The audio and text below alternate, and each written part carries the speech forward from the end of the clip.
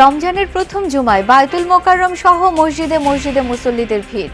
ছুটির দিনে ইফতার টেবিলে ভিন্নতা আনতে অনেকেই ছুটছেন চকবাজারে। বাজারে নিত্যপণ্যের যোগানে ঘাটতি নেই, জানালেন বাণিজ্য মন্ত্রী। রোজায় দাম সহনীয় রাখতে কাজ করছে সরকার, বললেন খাদ্য প্রতিমন্ত্রী।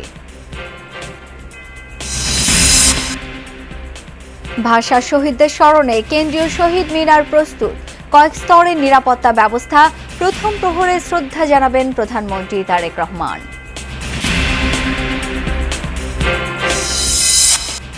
পাঁচ জেলায় সড়ক দুর্ঘটনায় নিহত 7। জামালপুরে ট্রাকের চাপায় বাবা ছেলের মৃত্যু। নোয়াখালীতে একজনের মৃত্যুর পাশাপাশি আহত কয়েকজন।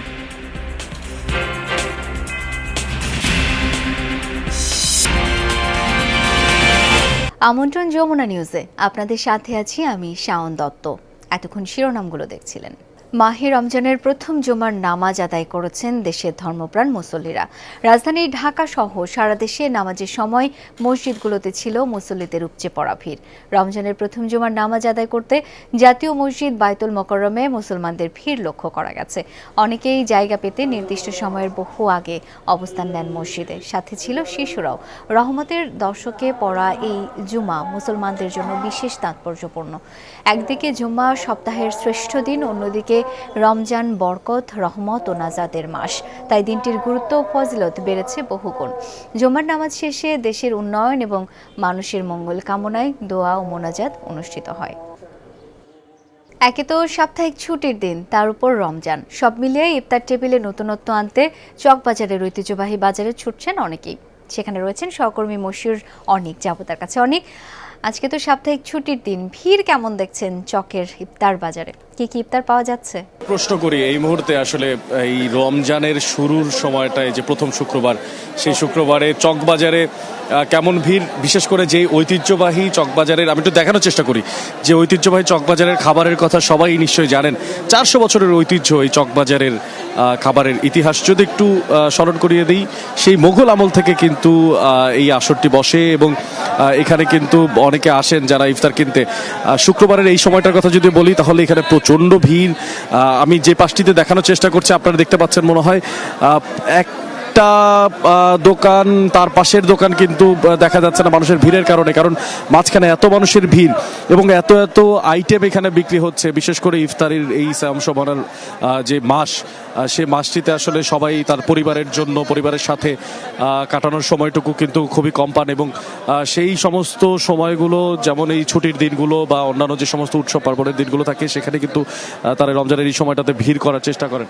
একটু যদি দেখানোর চেষ্টা করি, এখানে বড় বাপের পোলায় খায়, তারপরে কালিয়া, এছাড়াও কাবাব, গ্রিল, নান, তারপরে এখানে আরও বিক্রি হচ্ছে।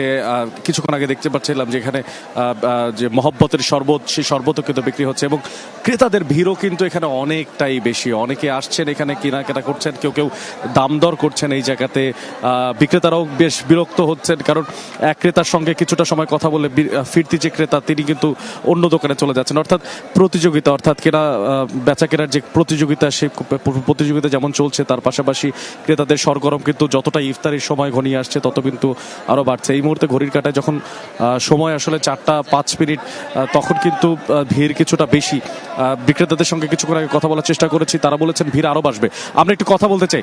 আচ্ছা চাচা, আপনার সঙ্গে একটু কথা বলতে চাই যে আসলে ভিড়টা কোন সময়টা বেশি থাকে? আজকে তো সাপ্তাহিক ছুটির দিন। আজকে ছুটির দিনের জন্য কম ভিড়, আসরে পরে ভিড় থাকে বেশি। আজকে মার্কেট বন্ধ তো, যার কারণে ভিড় কম। আচ্ছা, যেমনটা তিনি বলছিলেন যে আজকে শুক্রবার সাপ্তাহিক ছুটির দিন, আসরের পরে ভিড়টা একটু বেশি থাকে, তবে আজকে মার্কেট কম বন্ধ থাকার কারণে ভিড়টা একটু কম বলছিলেন তিনি। শাওন, ইফতারির এই যে আয়োজন, নানামুখী যে আয়োজন, 400 বছরের ঐতিহ্য পুরান ঢাকার চকবাজারের এই ইফতারির যেই আসলে তার যে সবশেষ আদ্যপাদ্য জানানোর চেষ্টা করছিলাম আমি মশিউর অনেক দেখছিলাম সরাসরি। অনেক ধন্যবাদ আপনাকে। নিত্যপণ্যের যে পরিমাণ সরবরাহ আছে তা বাজার স্থিতিশীল রাখার জন্য পর্যাপ্ত। সিলেটে এমনটা বলেছেন বাণিজ্যমন্ত্রী খন্দকার আব্দুল মুক্তাদির। দ্রুত জেলা পর্যায়ে সুলভ মূল্যে দুধ, ডিম ও মাংস বিক্রি কার্যক্রম শুরুর কথা জানিয়েছেন খাদ্য প্রতিমন্ত্রী। আর ধর্মমন্ত্রী জানিয়েছেন, রমজানের দ্রব্যমূল্য যেন মানুষের নাগালের মধ্যে থাকে, সেই বিষয়ে সরকার বদ্ধপরিকর। মন্ত্রিত্ব গ্রহণের পর প্রথমবার নিজ এলাকা সিলেটে বাণিজ্য মন্ত্রী খন্দকার আব্দুল মুক্তাদির সকালে ওসমানী আন্তর্জাতিক বিমানবন্দরে পৌঁছালে তাকে ফুল দিয়ে বরণ করে নেন নেতাকর্মীরা। এ সময় সাংবাদিকদের প্রশ্নের জবাবে জানান, বাজারে নিত্যপণ্যের যোগানে ঘাটতি নেই। মন্ত্রী আরো বলেন, গত 5 মাস দেশের রফতানি প্রবৃদ্ধি ঋণাত্মক ছিল, সেখান থেকে উত্তরণই আগামীর চ্যালেঞ্জ। আমাদের হাতে যে পরিমাণ সরবরাহ আছে সেই সরবরাহ বাজারে মূল্য স্থিতিশীল রাখার জন্য পর্যাপ্ত। এটির জন্য কোনো শঙ্কার কারণ নাই। বাংলাদেশকে একটি বৈশ্বিক অবস্থানে নেওয়ার জন্য আমাদের যে পরিকল্পনা, উদ্যোগ এবং আন্তরিকতা, সেটা ইনশাল্লাহ আগামী 5 বছরে আমরা প্রত্যেকটা দিন, প্রত্যেকটা মিনিট এটি বাস্তবায়নের জন্য কাজ করব। টাঙ্গাইলে জেলা প্রশাসনের সাথে এক মতবিনিময় সভায় খাদ্য প্রতিমন্ত্রী সুলতান সালাউদ্দিন টুকু বলেন, রমজানে নিত্যপণ্যের দাম সহনীয় রাখতে কাজ করছে সরকার। দ্রুত জেলা পর্যায়ে সুলভ মূল্যে দুধ, ডিম ও মাংস বিক্রি কার্যক্রম শুরু হবে। বাজার যাতে নিয়ন্ত্রণে থাকে সেই ব্যাপারে মনিটরিং করা হচ্ছে। আশা করি এটি আমরা নিয়ন্ত্রণের মধ্যে রাখতে সক্ষম হব। বাজার মনিটরিং সেল করা হয়েছে। আমাদের যারা বাজারের নিয়ন্ত্রণের দায়িত্ব রয়েছে তারা কাজ করে যাচ্ছে। রমজানের দ্রব্যমূল্য যেন মানুষের নাগালে থাকে সে বিষয়ে সরকার বদ্ধপরিকর, জানিয়েছেন ধর্মমন্ত্রী কাজী শাহ মুফাজ্জল হোসাইন কায়কোবাদ। দায়িত্ব গ্রহণের পর প্রথমবার নিজ এলাকা কুমিল্লার মুরাদনগর গেলেন তিনি। মানে আমরা বদ্ধপরিকর যে দ্রব্যমূল্য যাতে নিয়ন্ত্রণে থাকে, সাধারণ মানুষ যেন কোনো কষ্টে না পড়েন, সেই জন্যে আমাদের তারেক রহমান সাহেব, মাননীয় প্রধানমন্ত্রী, উনি খুব সচেতন। সাইফ আহমেদ, যমুনা নিউজ। দ্রব্যমূল্যের ঊর্ধ্বগতি ঠেকাতে চট্টগ্রামের বাজার মনিটরিংয়ে বিশেষ অভিযান পরিচালনা করেছে ভোক্তা অধিকার সংরক্ষণ অধিদপ্তর। সকাল 11:30টায় নগরীর চকবাজারের একাধিক কাঁচা বাজার, মুরগি ও গরুর মাংসের দোকানে এই অভিযান চালানো হয়। এ সময় মূল্য তালিকা ও ক্রয় রসিদ না রাখা, ওজনের হেরফের এবং অতিরিক্ত মূল্য আদায় সহ বেশ কিছু অনিয়মের প্রমাণ পায় অভিযান টিম। 7টি প্রতিষ্ঠানকে 18,000 টাকা জরিমানার পাশাপাশি বিক্রেতাকে সতর্ক করা হয়। দ্রব্যমূল্যের লাগাম টানতে নিয়মিত নজরদারি চলবে বলেও জানান কর্মকর্তারা। মূল্য তালিকা প্রদর্শন করছে না, এটা একটা দেখলাম। ক্রয় ভাউচার রাখার কথা ছিল, সেটাও রাখছে না। এই মূল্য তালিকা এবং ক্রয় ভাউচারের সাথে মূল্য বৃদ্ধির একটা যোগসাজশ আছে এখানে, এটা একটা সম্পর্ক আছে। তো সেটার জন্য আমরা কয়েকটা প্রতিষ্ঠানকে সতর্কতামূলক জরিমানা করেছি। মহান শহীদ দিবস ও আন্তর্জাতিক মাতৃভাষা দিবস ঘিরে কোনো নিরাপত্তা ঝুঁকি না থাকলেও প্রস্তুত আইন শৃঙ্খলা রক্ষাকারী বাহিনী। রাজধানীর নিরাপত্তায় মোতায়েন থাকবে ঢাকা মেট্রোপলিটন পুলিশের 15,000 সদস্য। আর পুলিশের পাশাপাশি সারা দেশের নিরাপত্তায় কাজ করবে র্যাব।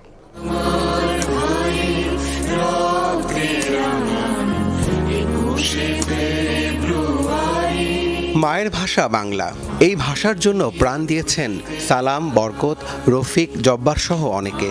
তাদের শ্রদ্ধা জানাতে প্রস্তুত কেন্দ্রীয় শহীদ মিনার। রাত 12:01 রাষ্ট্রপতি, প্রধানমন্ত্রীর পর 12:40 থেকে শ্রদ্ধা নিবেদন করতে পারবেন সাধারণ মানুষ।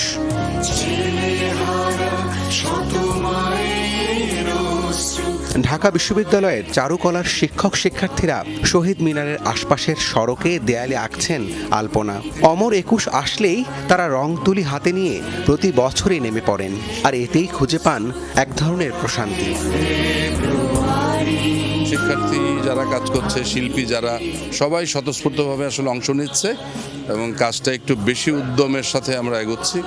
অন্যান্য বছরের চাইতে আশা করি এবার আমরা আরো বেশি এই শহীদ দিবসটাকে সেলিব্রেট করতে যাচ্ছি। গতবারও খুব নিরাপত্তার মধ্যে দিয়ে আমাদের দিক থেকে আমরা সর্বোচ্চটা দেওয়ার চেষ্টা করেছি, এবারও সেম।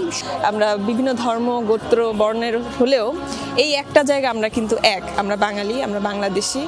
এটাই আসলে আমরা আলপনার মাধ্যমে ফুটিয়ে তুলি এই একটা দিনকে উদযাপন করার জন্য।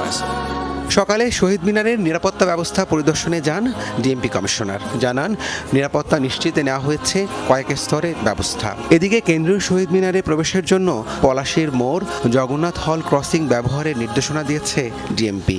অমর 21 অনুষ্ঠানেও কোনো নিরাপত্তা সংখ্যা নেই। তথাপি আমাদের নিয়মিত মোতায়েনের পাশাপাশি সোয়াট, dog squad, bomb disposal team, crime scene unit সার্বক্ষণিক প্রস্তুত থাকবে। শহীদ মিনারে কেউ কোনো ধরনের ধারালো বস্তু বা দাহ্য পদার্থ বা বিস্ফোরক দ্রব্য নিয়ে আসার চেষ্টা করবেন না। নিরাপত্তা ব্যবস্থা সরজমিনে দেখতে শহীদ মিনারে যান র্যাব মহাপরিচালক। শহীদ মিনারের পাশাপাশি সারা দেশেই জোরালো নিরাপত্তা ব্যবস্থা জোরদার করা হয়েছে বলেও জানান তিনি। আমরা নিরাপত্তার সাথে নিরাপদে এই অনুষ্ঠানটি সম্পন্ন করতে পারবো এবং পাশাপাশি আমরা সারা দেশব্যাপী আপনারা জানেন যে ভাষা শহীদদের প্রতি গভীর শ্রদ্ধা নিবেদন করা হয়। তো আমরা সারা দেশেই আমরা পর্যাপ্ত নিরাপত্তা ব্যবস্থা গ্রহণ করেছি। শহীদ মিনারের চারপাশে 64টি সিসি ক্যামেরার মাধ্যমে মনিটরিং করা হবে। সেই সাথে সাদা পোশাকে র্যাবের গোয়েন্দা টিম মোতায়েন থাকবে। রাব্বি সিদ্দিকী, যমুনা নিউজ, ঢাকা। সাপ্তাহিক ছুটির দিনে সড়ক দুর্ঘটনায় 5 জেলায় প্রাণ গেছে 7 জনের। জামালপুরে পুলিশের চেকপোস্টে গাড়ি থামানোর সময় ট্রাকের চাপায় মৃত্যু হয়েছে মোটরসাইকেল আরোহী বাবা ছেলের। দুপুরে শেরপুর ব্রিজ এলাকায় ঘটে এই দুর্ঘটনা। স্থানীয়রা জানায় চেকপোস্টে শেরপুরগামী একটি ট্রাককে দাঁড়ানোর জন্য নির্দেশ দেয় পুলিশ। এ সময় পেছন থেকে একটি মোটরসাইকেল পাশ কাটিয়ে যাওয়ার সময় বিপরীত দিক থেকে আসা আরেকটি ট্রাক চাপা দেয়। ঘটনাস্থলে প্রাণ হারান দেলোয়ার হোসেন ও তার ছেলে ইশতিয়াক। এই ঘটনায় পুলিশের উপর হামলা করে বিক্ষুব্ধ জনতা, সেই সাথে সড়ক অবরোধ করে তারা। নোয়াখালীতে তেলবাহী লরি চাপায় প্রাণ গেছে একজনের, আহত 3 জন। সকালে কবিরহাট সোনাপুর এলাকায় এই ঘটনা ঘটে। স্থানীয়রা জানায় দোকানের মালামাল আনতে 2 ছেলেকে মোটরসাইকেলে কবিরহাট যেতে বলেছিলেন শফিকুর রহমান। এই সময় একটি তেলবাহী লরি নিয়ন্ত্রণ হারিয়ে তাদের চাপা দিয়ে পাশের দোকানে ঢুকে পড়ে। ঘটনাস্থলে প্রাণ হারান শফিকুর, আহত হয় তার 2 ছেলে সহ 3 জন। এই ঘটনায় 2 ঘন্টা সড়ক অবরোধ করে রাখে স্থানীয়রা। এদিকে দিনাজপুরের বিরামপুরে ট্রাকের ধাক্কায় মোটরসাইকেল আরোহী 2 জন নিহত হয়েছেন। দুপুরে কলেজ বাজার এলাকায় এই দুর্ঘটনা ঘটে। এছাড়া মানিকগঞ্জ ও কিশোরগঞ্জ সদরে সড়ক দুর্ঘটনায় 2 জন নিহত হয়েছেন।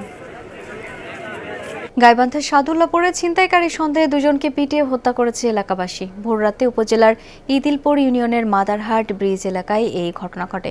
পুলিশ জানায় ছিনতাইকারী সন্দেহে অজ্ঞাত পরিচয় 2 ব্যক্তিকে গণপিটুনি দেয় এলাকাবাসী।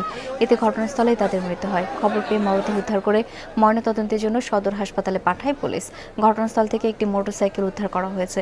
নিহতদের পরিচয় শনাক্তের কাজ চলমান, জানিয়েছেন আইন শৃঙ্খলা বাহিনীর কর্মকর্তা। 2 জন অজ্ঞাতনামা ছিনতাইকালে এলাকাবাসী তাদেরকে ধাওয়া দেয়। ধাওয়া দিয়ে কদ্দ মুজাহিদপুর প্রাথমিক বিদ্যালয়ের পাশে তাদেরকে ধরে হাতে নাতে ওখানে ধরে গণপিটুনি দেয়। এর ফলে ওখানে ঘটনাস্থলেই 2 জন ছিনতাইকারী মারা যায়। শিক্ষা প্রতিষ্ঠানে পুনঃভর্তির ফি বাতিলের সিদ্ধান্ত আগামী অর্থবছর থেকে কার্যকর হবে, এমনটা জানিয়েছেন শিক্ষা প্রতিমন্ত্রী ববি হাজ্জাজ। আগামীতে কোনো হুটহাট ডিসিশন আমাদের হবে না, সব কিছু কনসালটেশনের মাধ্যমে। সো এই যে আমরা কিছু বাতিল করছি, এটা কিন্তু বাতিল হচ্ছে আগামী অর্থ বছরে যে মানে আগামী অ্যাডমিশন ইয়ারে যে, সো সেটা আমরা ইতিমধ্যে করে দিয়েছি বা করার প্রসেসটা শুরু করে দিয়েছি। কিন্তু পিছনে কি হয়েছে সেগুলো সবার কনসালটেশন নিয়ে হবে, কারণ সময় দিতে হবে সবাইকে।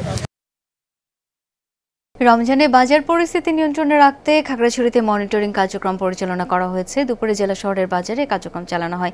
এ সময় দোকানীদের সতর্ক করার পাশাপাশি বিক্রয় মূল্য তালিকা না রাখায় 2 দোকানে নগদ টাকা জরিমানা করা হয়। জেলা প্রশাসনের নির্বাহী ম্যাজিস্ট্রেট জানান, রমজানে ভেজাল প্রতিরোধ ও পণ্যের অস্বাভাবিক দর নিয়ন্ত্রণে রাখতে প্রশাসন কঠোর অবস্থানে রয়েছে। সামনের দিনেও এই ধারা অব্যাহত রাখা হবে বলে জানান তিনি। ক্রিকেটারদের সঙ্গে দেখা করার দিনে আসিফ নজরুল যেখানে বলেছিলেন বিশ্বকাপ না খেলা সরকারের সিদ্ধান্ত, দিন কয়েক বাদে তিনি আবার বলেছিলেন এই সিদ্ধান্ত নিয়েছে বোর্ড এবং ক্রিকেটাররা। এতেই সাবেক ক্রীড়া উপদেষ্টা আসিফ নজরুলের উপর ক্ষুব্ধ মোহাম্মদ সালাউদ্দিন। এমনকি জাতীয় দলের সিনিয়র সহকারী কোচ বলছেন, বিশ্বকাপ খেলতে না পারার কষ্টে 2 জন ক্রিকেটার প্রায় কোমায় চলে গিয়েছিলেন। একেবারে এমন মিথ্যা কথা বলছে, আমার বিশেষ করে আমি তো নিজেও টিচার মানুষ, টিচাররা তো একটু মিথ্যা কথা একটু কম বলে। মোহাম্মদ সালাউদ্দিন রীতিমতো ক্ষুব্ধ, কিন্তু জাতীয় দলের সিনিয়র সহকারী কোচের এই ক্ষোভের কারণ কি? নিরাপত্তা ইস্যুতে টি-20 বিশ্বকাপ খেলতে পারেনি বাংলাদেশ দল। খেলতে না পারার চেয়েও সালাউদ্দিন হতাশ হয়েছেন সাবেক ক্রীড়া উপদেষ্টার মন্তব্যে। ক্রিকেটারদের সঙ্গে দেখা করার দিনে আসিফ নজরুল যেখানে বলেছিলেন বিশ্বকাপ না খেলা সরকারের সিদ্ধান্ত, দিন কয়েক বাদে তিনিই আবার বলেছিলেন এই সিদ্ধান্ত নিয়েছে বোর্ড এবং ক্রিকেটাররা। কারণ উনি খারার উপর এরকম মিথ্যা কথা বলবে, এটা আসলে আমি ভাবতে পারতেছি না। আমি কিভাবে ছেলেদের সামনে আসলে মুখ দেখাবো? ছেলেরা উনি এইভাবে ইউটার্ন নিবে। উনি একটা শিক্ষক মানুষ, ঢাকা ইউনিভার্সিটির শিক্ষক উনি, মানে একটা আমার দেশের সর্বোচ্চ বিদ্যাপীঠের একজন মানুষ। উনি এইভাবে মিথ্যা কথা বলবে, এটা আসলে আমরা আসলে মানতে পারতেছি না। আমার মানাটা আসলে মানে কীভাবে মানবে এটা আসলে আমার বলার মতো না, যে উনি কি বলে আসলো আর উনি আসলে কীভাবে ইউটার্নটা নিবে।